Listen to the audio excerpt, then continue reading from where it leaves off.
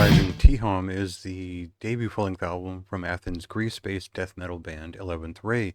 Now, I say death metal band as kind of a default because there is a thrashing black death metal sound to this. It is very much in the tradition of the amorphous qualities of blackened death metal and anything beyond speed metal in the mid to late 80s. What that means, and the best shorthand that most people will come up with right off the bat, is that you're going to hear a bit of Morbid Tales era Celtic Frost in their sound, and it's not really one for one at all. Their rehearsal tape definitely made it sound more like this was a sort of tribute to that era and that specific conglomeration of sounds. But once you pick up the record, you realize they have infused a lot of post Hella Waits extreme thrash in their sound. There is a specific taste there for a certain era of Sodom, and as well as 90s Greek black metal, or Hellenic black metal, if you will. Now, what does that mean overall? It means that you're going to be thinking of maybe the way that Celtic Frost influenced Samael early on. You're going to be thinking of early Acheron for some of the same ideas. And then they throw in some interest from Therian's third LP, which they mention in the press release and all that. There isn't a bunch of symphonic keyboards flying around, but it is definitely phrasing itself or building a vernacular in the same way that that record does, and tributes it in some small ways along the way. That said, this is very much an 80s death metal record from my point of view, and I'll explain what that means after we listen to a clip so you can hear a couple of riffs and get interested.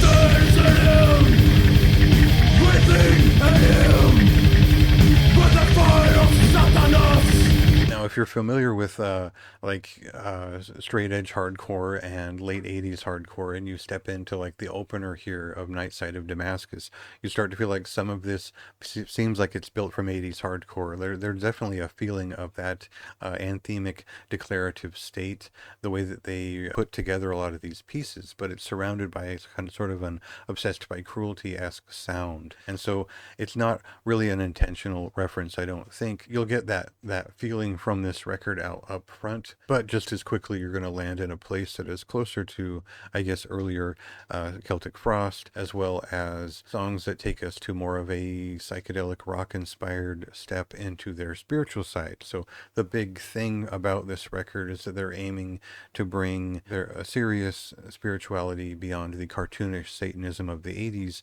into this type of music, and it's kind of a rollback to better days, but also a present and serious spiritual commune.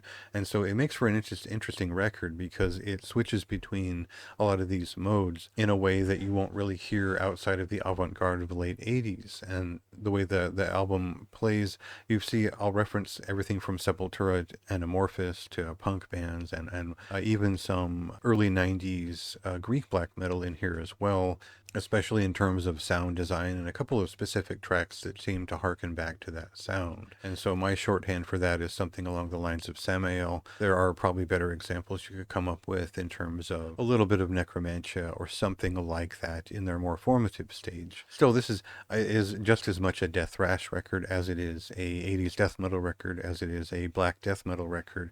So it's all of these things pretty successfully and in pretty simple terms. This isn't necessarily a riff after riff album, but it does feel like it was born from the era of thrash metal and the focus on the riff, and the vocals help to bring it to that place. It all lines up in a way that is very strong. So the one note I would give here is that I don't think this production value is for everybody.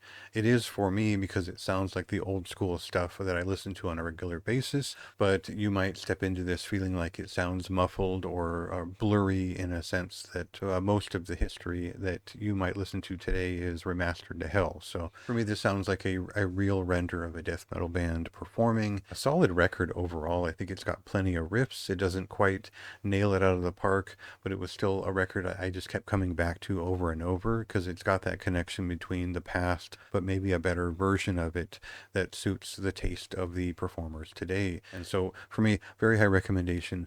Easily one of the best records of May for my taste, and just a solid album that I'm going to come back to for the rest of the year. So check it out for yourself. It releases today on May 16th, and go ahead and read my review on the website to get more details on my thoughts.